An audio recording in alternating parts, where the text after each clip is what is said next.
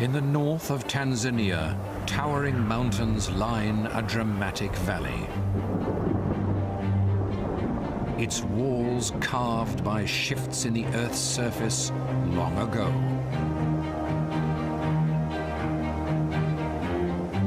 Enriched by ancient volcanoes, its slopes provide a variety of habitats for life to thrive.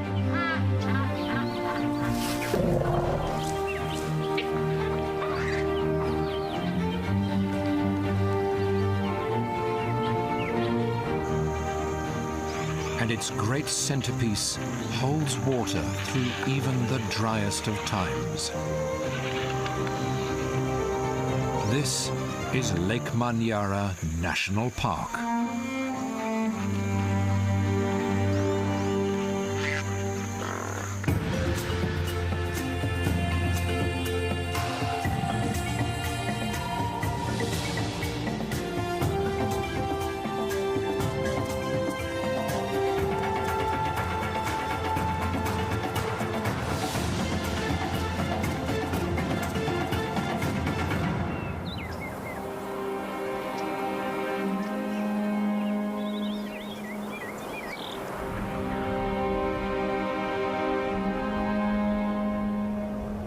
East Africa's landscape is defined by a geological phenomenon unlike any other on Earth.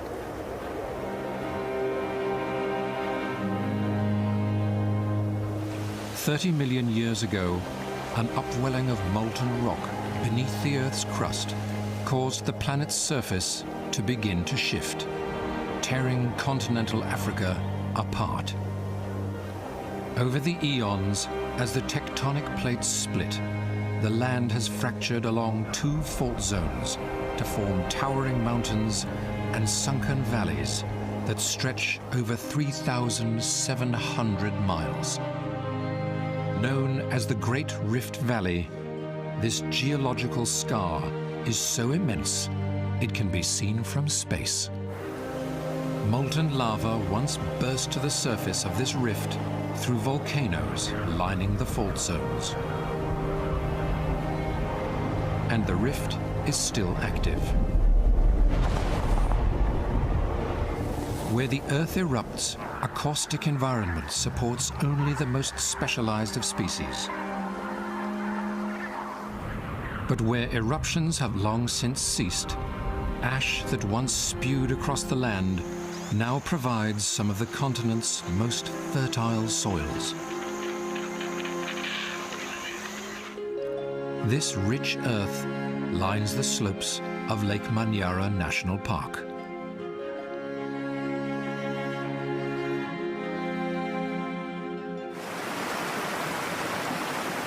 Water collects in the Rift Mountains, flowing down into the valley below.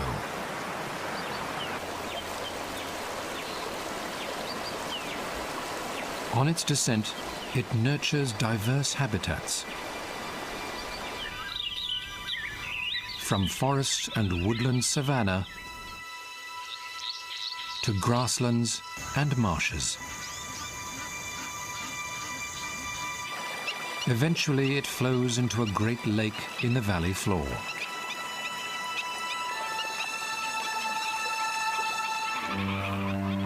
This lake is a haven to a multitude of species that depend on it throughout the dry season.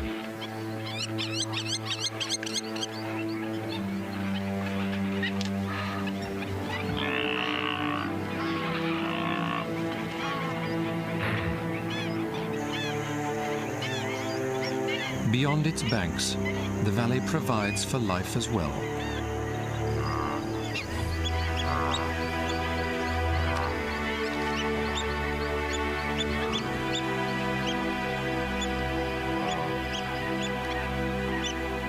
Rooted in nourishing soils, the park's varied environments are the living legacy of ancient volcanic activity. They provide homes for many species.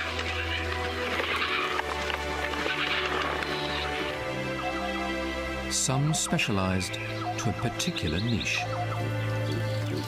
while others know how to take advantage of all that's on offer. For them, the park's variety presents a banquet fit for a huge family.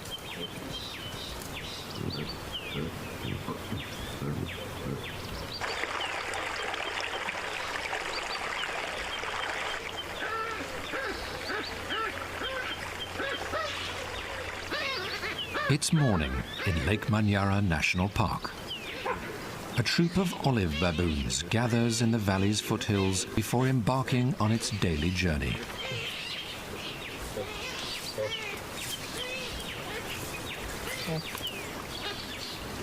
They spend the night in the safety of the high cliffs and travel by day to the sweet grasslands of the valley floor.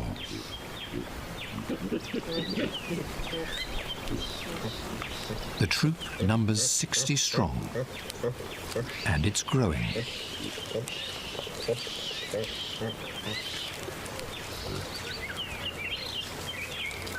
The newest baby's pink face means she's younger than 4 months.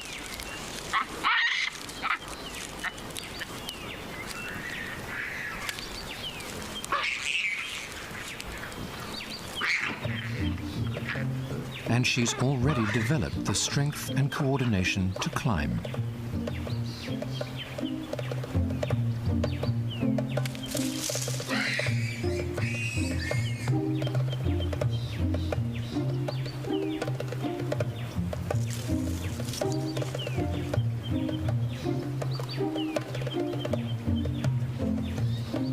For her and her older cousins, life is simple.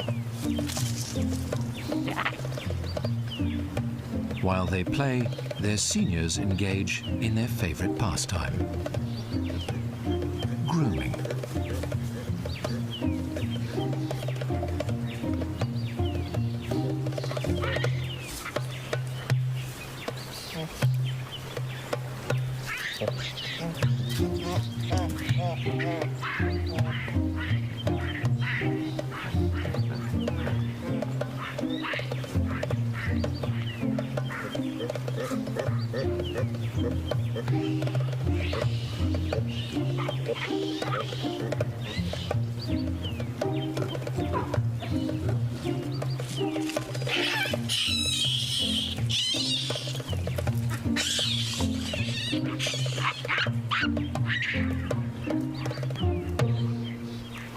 Soon it's time to begin their journey.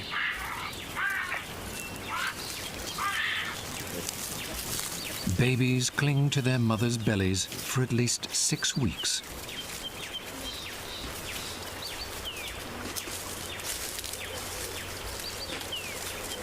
By 12 weeks old, they ride jockey style, saving their energy for the next play break.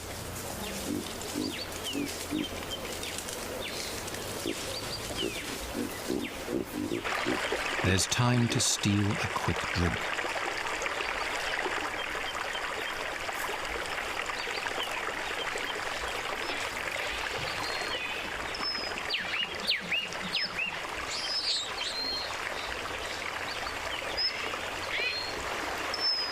This water flows down from the mountains, which rise up to 2,000 feet above the valley floor.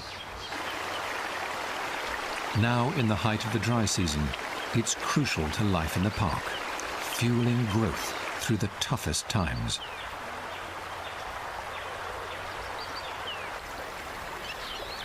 In places, it runs as streams. In others, it seeps through the earth as groundwater, accessed by the deep roots of trees. Eventually, it spills into Lake Manyara itself.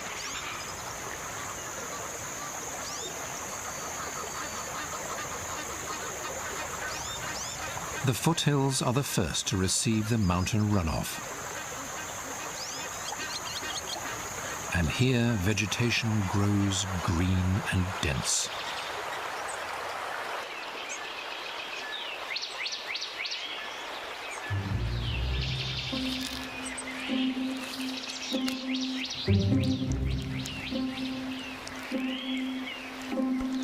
For this blue monkey, the forest is a permanent home.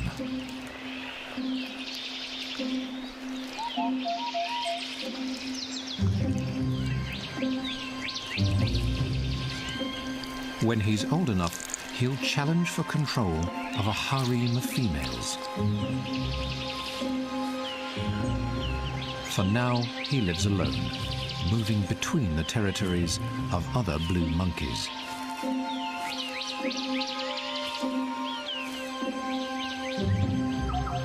Manyara's dense vegetation is crucial to him and his kind. Blue monkeys can't cope with long exposure to the park's tropical sunshine.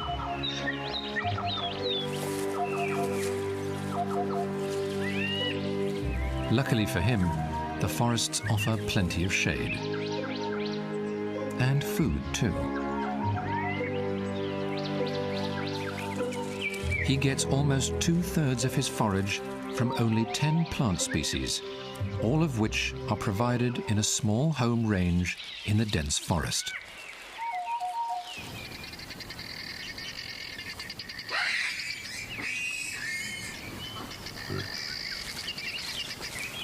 For the baboons, things are very different.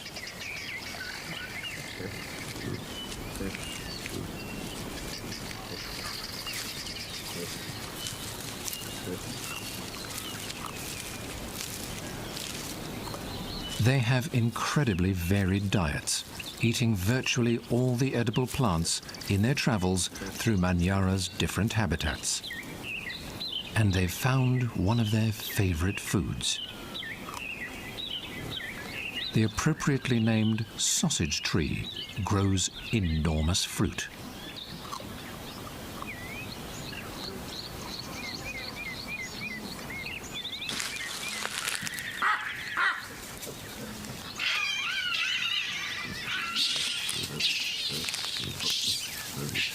They're a mouthful, even for a male with 2-inch-long canines.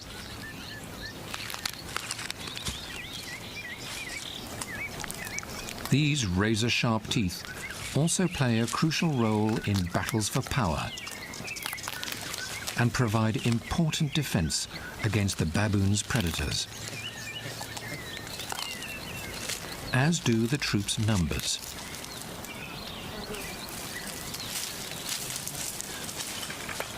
The troop moves with a strong contingent of big males.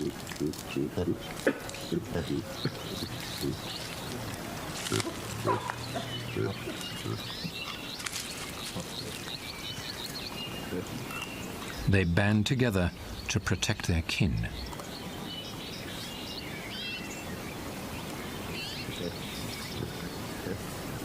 This means that, unlike most of Africa's primates, the troop can venture onto more open ground, far from the safety of trees.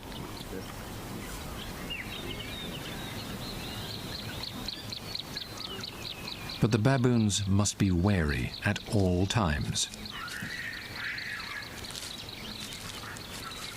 There are leopards about.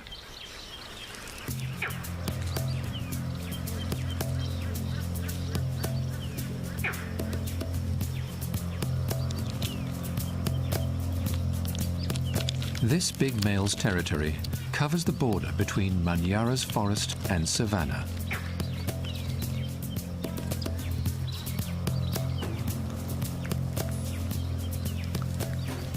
He lives a completely solitary life.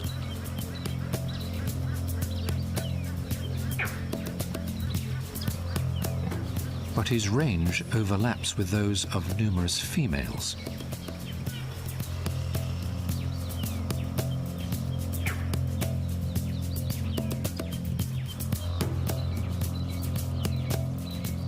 From his vantage point, he advertises his position to both potential mates and competitors.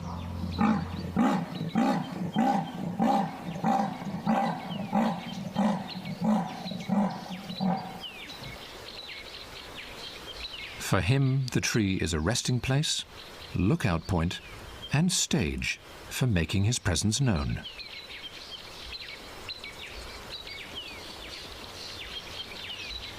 But for many of the park's other creatures, the huge trees that thrive in the rich soils have a simpler importance. Figs are a favorite of silvery-cheeked hornbills.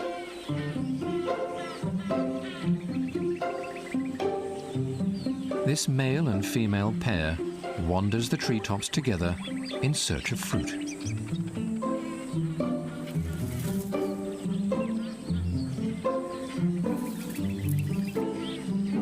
Unable to chew, the hornbill must position the fig perfectly for swallowing whole.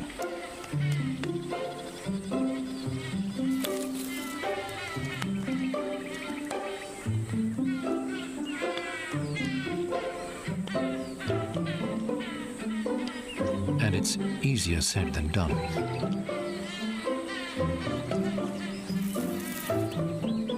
But figs aren't the only food available.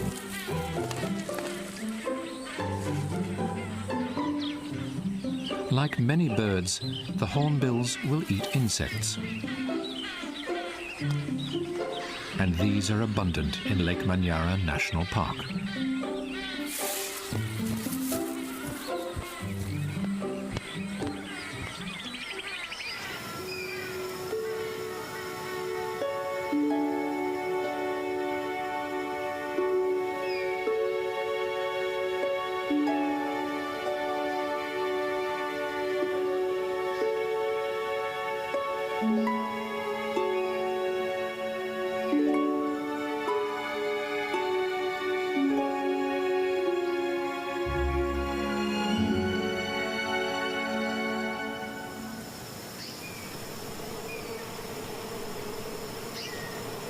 These bees are preparing to move to a new home.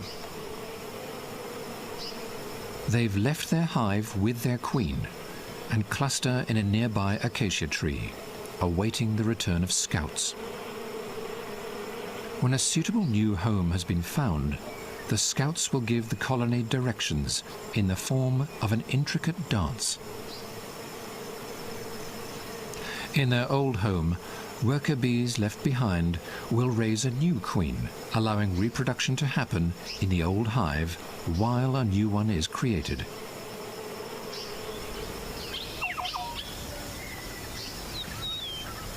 Acacia trees like this grow abundantly in the savanna woodlands between the forests of the foothills and the grasslands in the valley floor. Here, away from the lake, surface water is sparse, especially now in the height of the dry season.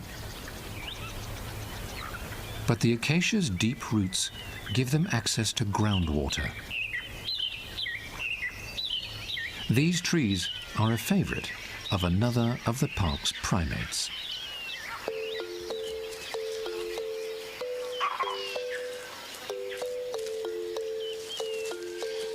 Vervet monkeys.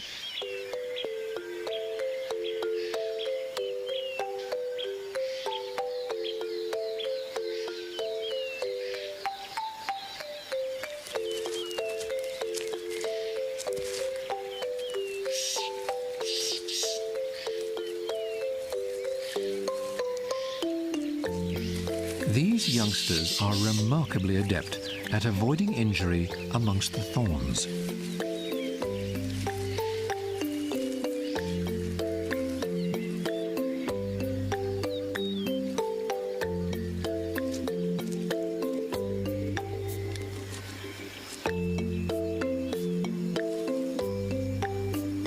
But the acacias are more than just props for play.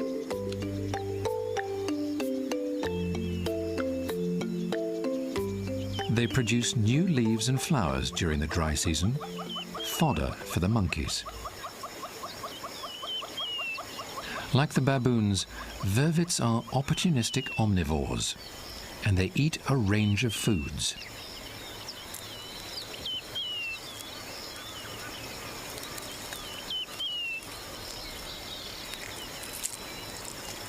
Remarkably, this includes the seemingly least appetizing part of an acacia tree.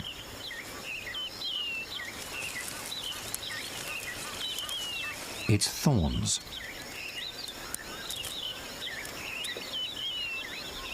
By breaking these off and eating their nutritious base, the monkeys turn the tree's only defense mechanism into a source of food.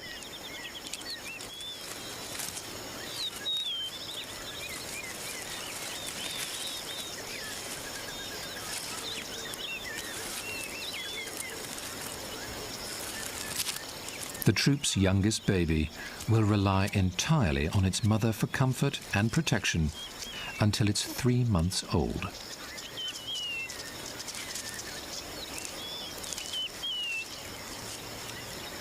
But it takes any opportunity to explore.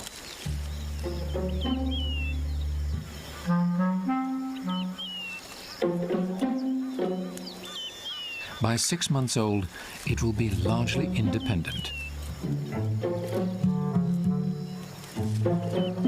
For now, Mum's not letting it out of reach.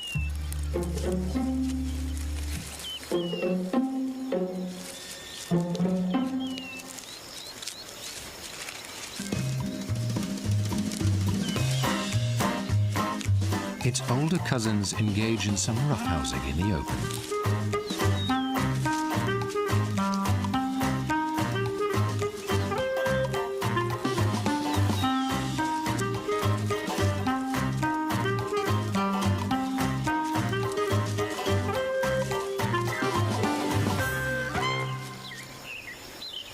Unlike the baboons, the vervets are defenseless against big predators and can't stray too far from the safety of trees.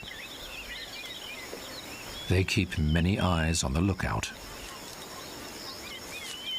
Vervets have at least 5 different warning calls for various threats. And they've learned to respond to similar cues from another species.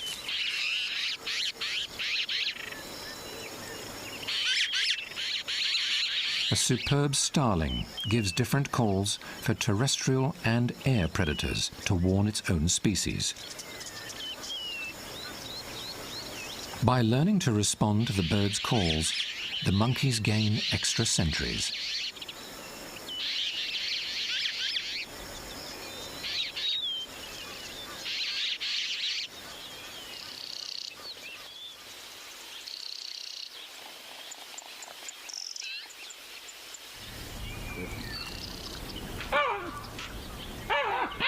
With a much bigger family than the monkeys, the baboons have plenty of lookouts.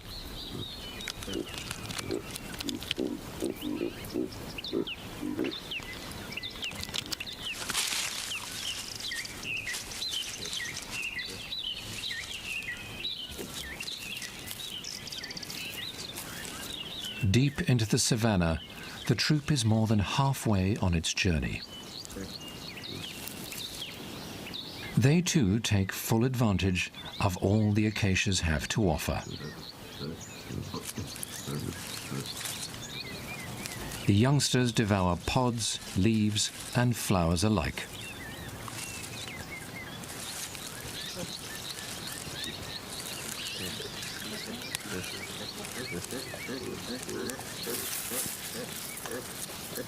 Their opposable thumbs allow them to handle their fodder with remarkable dexterity. But some pods fall through the gaps.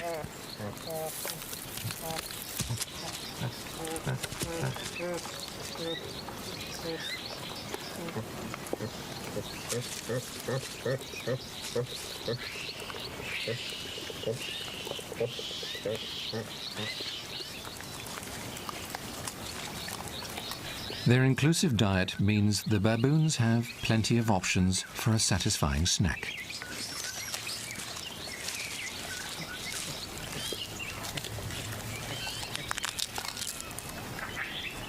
Roots offer both food and moisture.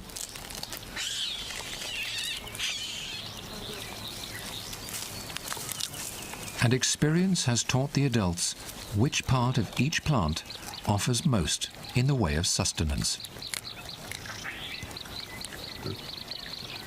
This ability to select specific parts of different plants sets baboons apart from many of the savanna's animals.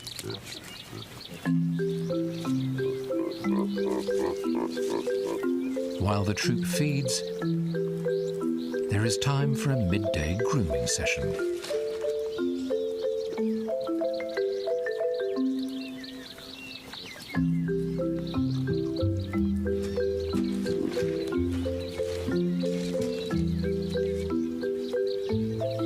Females will often form relationships with particular males, relying on them for defense against aggression from others.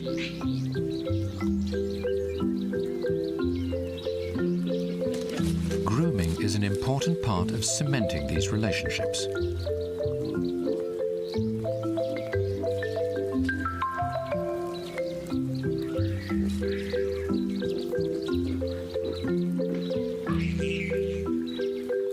But sitting around is boring for the young pink-faced baby. She is intent on exploring her world.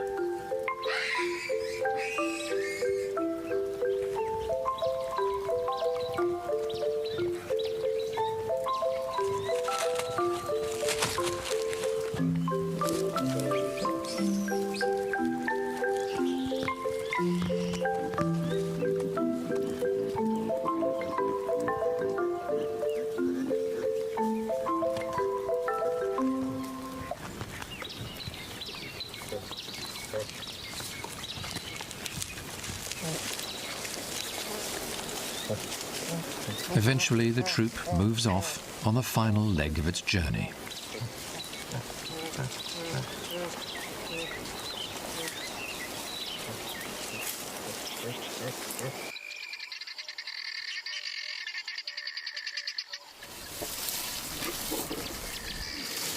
When the baboons are gone, a family of elephants carefully gathers the pods they've left behind.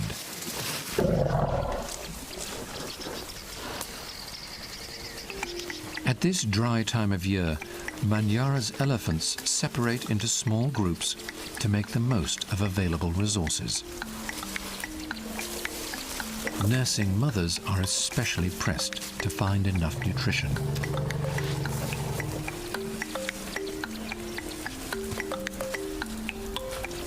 The newest baby drinks more than 2.5 gallons of milk a day. Her mother must add to the hundreds of pounds she already eats to account for the burden of nursing.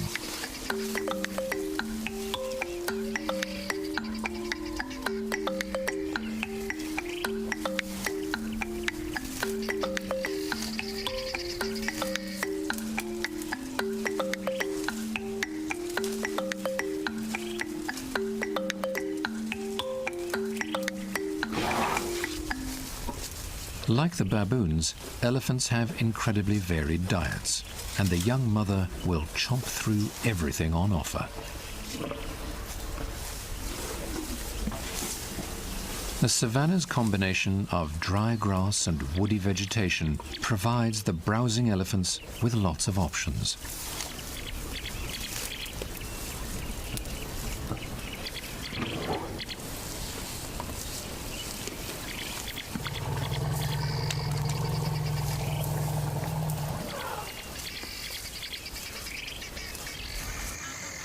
But for the park's grazers, the flatlands surrounding the lake provide better feeding. Here, large swathes remain green despite the long months since it last rained in the valley.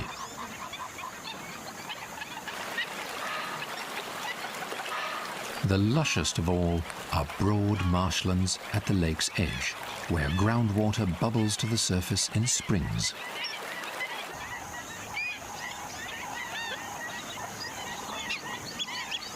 Here it fuels the growth of smooth flat sedge. In the dry season, this sedge can form 60% of the diet of buffaloes. The old bulls in this group have been ejected from their herds, unable to compete for dominance with younger males. They now wander the marshes with only each other and some cattle egrets for company. The birds take full advantage of the buffalo's presence. They snap up insects disturbed by the hefty herbivores and use them as perches with better vantage points. The water seeping into this marsh is reaching the final stage of its journey from the hills. What isn't absorbed by the sedge will run into Lake Manyara itself, the park's centerpiece and huge epicenter of life.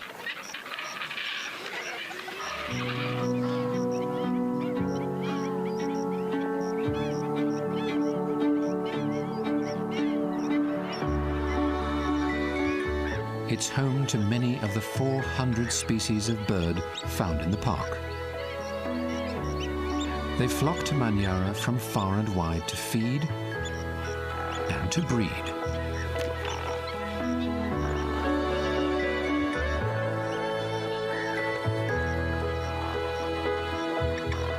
Many large water birds frequent the lake, but among these, 2 species dominate.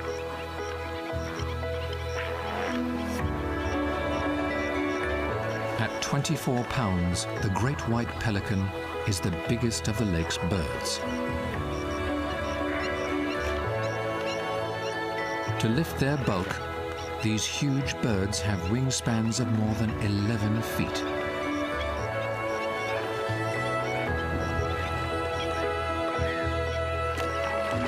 They spend as much as a quarter of the day foraging, scooping fish from the water in their pouches.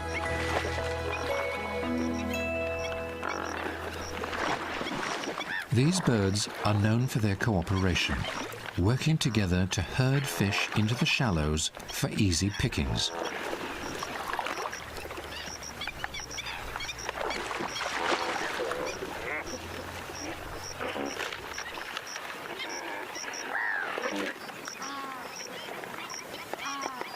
The pelicans share the lake with another imposing species, the yellow-billed stork. Flocks roost on the grassy shore. At only 1/5 of the pelican's weight, they can spend much less time foraging and more time resting.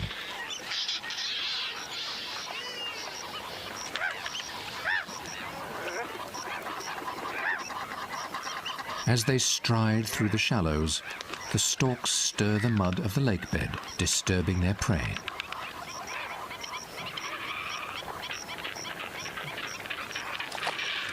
Immensely tactile bills snap shut as soon as they feel anything edible. They feed on a variety of aquatic life, including fish, frogs, and crustaceans. There's enough food in the lake to support flocks hundreds strong. The lake's abundance is only truly appreciated when compared with a very different scene, just 60 miles to the north.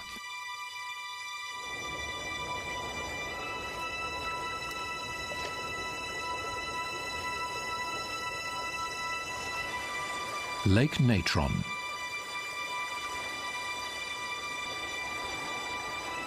Here, the water supports very little.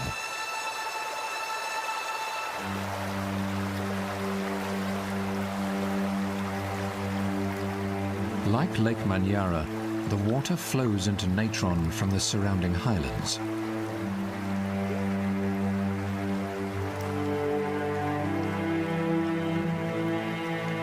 But one looming peak makes this lake a very different environment.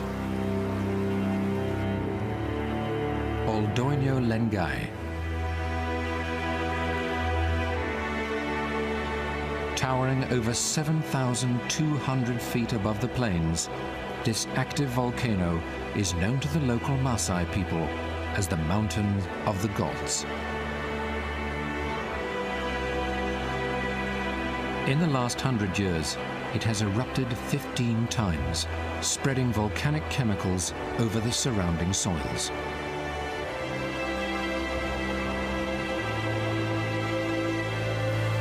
Water flowing both above and below ground carries these chemicals into the lake. High evaporation rates leave behind such high concentrations of salts that the lake's water can corrode flesh.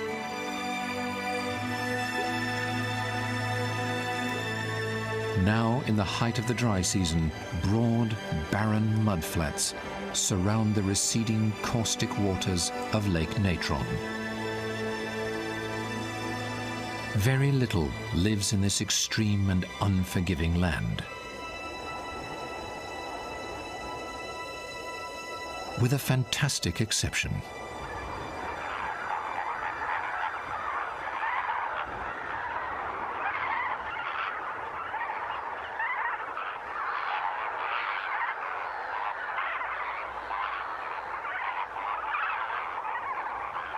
Flamingos.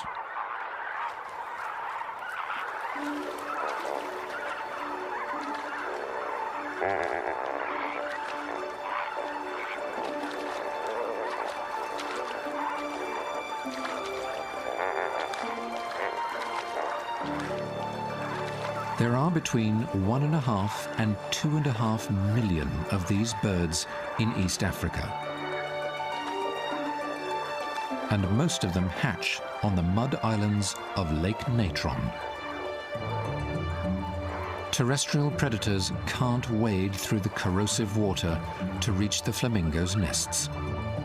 But the elegant birds have adapted to thrive here. Their legs have tough outer coverings to protect them.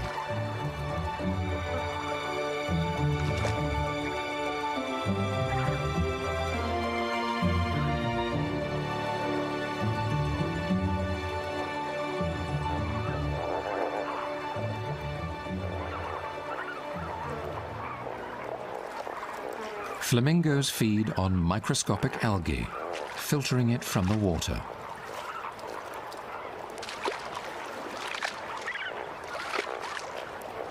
The upside-down curve to their beaks allows for maximum intake when reaching from their height of more than 3 feet.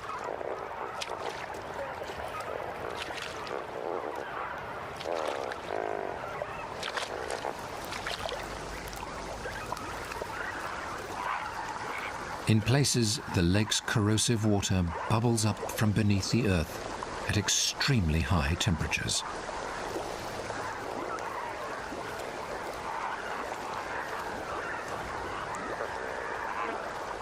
And the flamingos must shift from foot to foot to withstand the heat.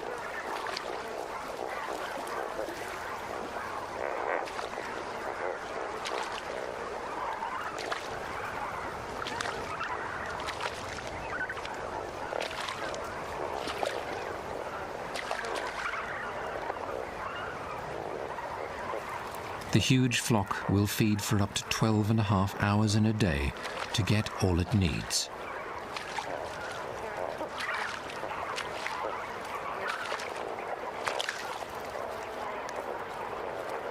The flamingos aren't the only specialists living here. In streams feeding the lake, a school of alkaline tilapia makes its home.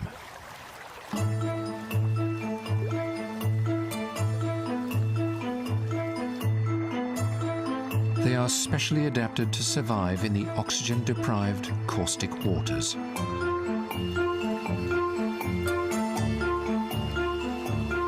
Like the flamingos, they feed largely on the lake's algae, grazing the surface of stones.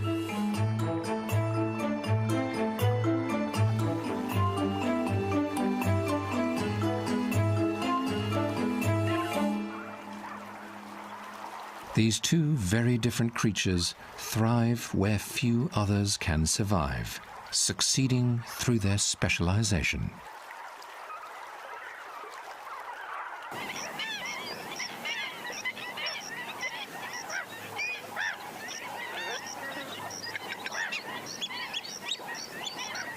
At Natron's neighbor to the south, the allures of the more forgiving Lake Manyara are lost on the baboons.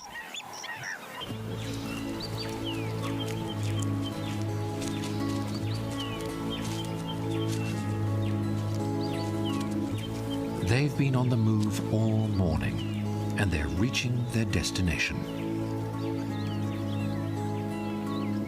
For them, the valley floor's main attraction is these green grasslands.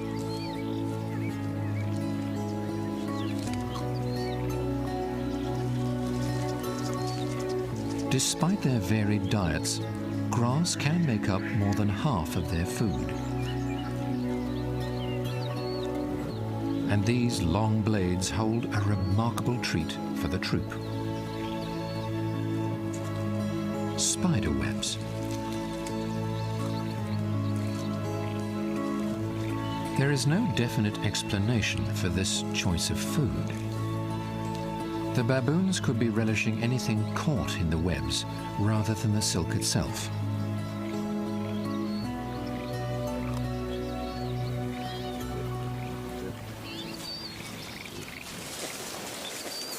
While they settle in to feed, there is plenty of time for troop life to play out.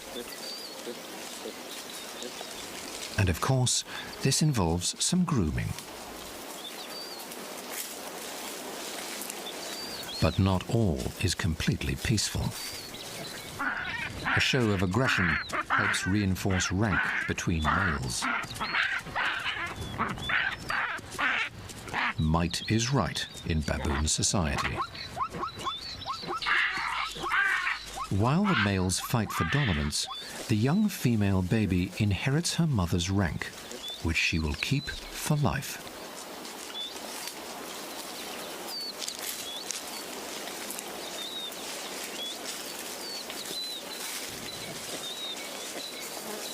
As always, the troop keeps a vigilant watch for predators, and others are quick to take advantage.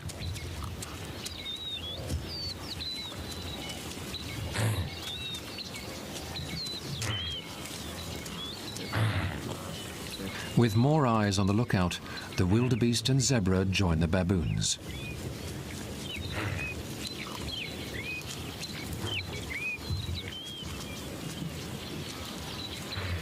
The primates know how to get exactly what they want from the grass.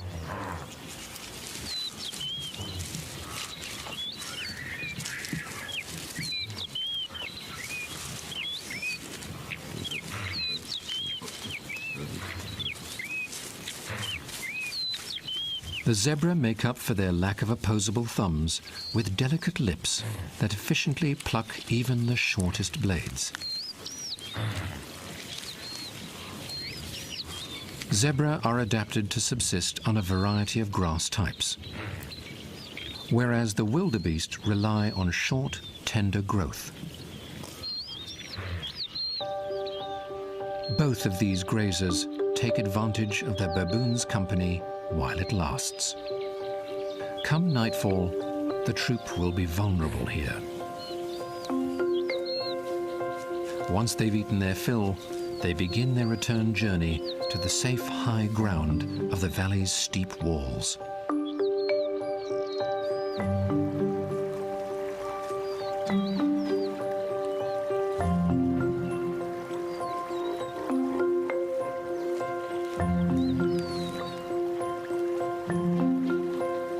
Tomorrow they will repeat the journey, taking all they need from the varied environment of Lake Manyara National Park.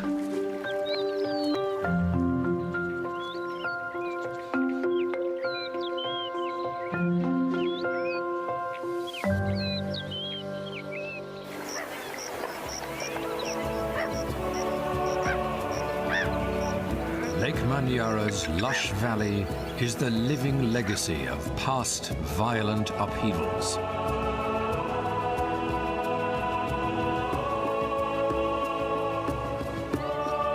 Rich soils combine with flowing water to fuel growth in abundance.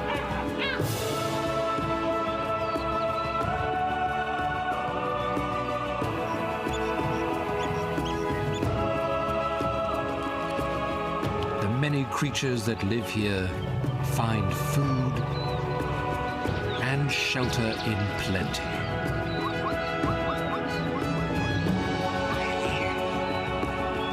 From generation to generation, they make use of Manyara's resources as best they know how.